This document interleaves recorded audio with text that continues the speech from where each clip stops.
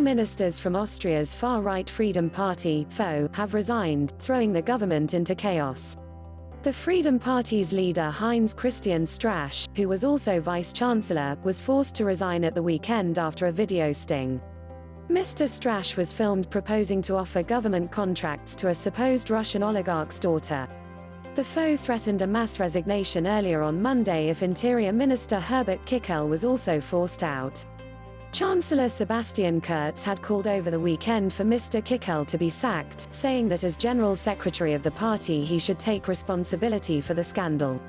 The scandal broke on Friday when footage from 2017 was published in German media, showing Mr Strache and another FPO official proposing to offer government contracts to a supposed Russian oligarch's daughter.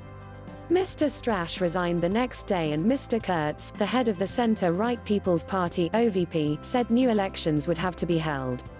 The resigned FPO ministers include the Foreign Minister and Ministers for Defence, Transport, and Social Affairs. The FPO made up half of the country's cabinet. The video scandal comes at a particularly awkward time for the party. Voters across the EU go to the polls on 23 to 26 May, in European Parliament elections widely expected to boost the numbers of far-right and other Eurosceptic MEPs. Before the scandal broke, the FPO was expected to score about 20% in the European elections. It is not known who recorded the video published on Friday.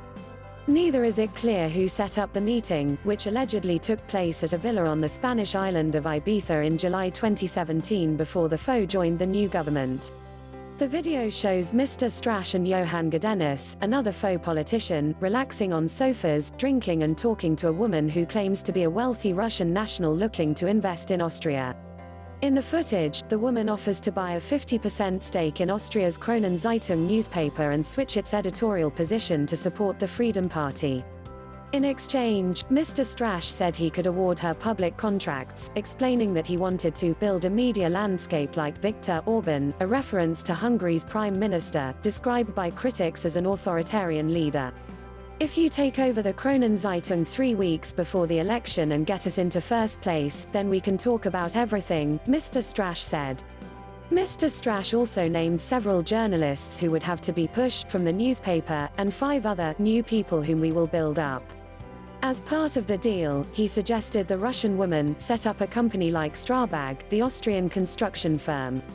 All the government orders that Strabag gets now, you would get, he continues. Austrian President Alexander van der Bellen called for early elections to be held in September. Chancellor Kurz said his party was shocked by Mr Strache's behavior, which he called a wrong approach to politics. The scandal had damaged Austria's international reputation, Mr Kurz said, demanding a full investigation, saying the video might have criminal ramifications.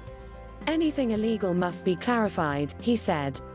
On Saturday Mr Kurz said this was not the first time he had had difficulties with the FPO. Even if I didn't express myself publicly at the time, there were many situations that I found difficult to swallow, he said. After yesterday's video, I must say quite honestly, enough is enough.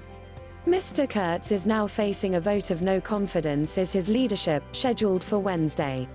EU Commission spokesman Margaritis Schinas said the EU had followed in disbelief as a leader of a political party was seen negotiating access to media and institutions, in exchange for funds from external benefactors who clearly do not have Europeans' best interests at heart. Russia has denied any involvement.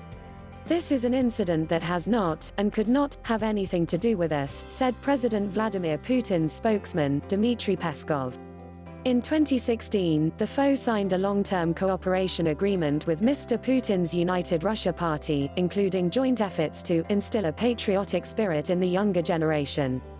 News script taken from BBC. Thanks for watching.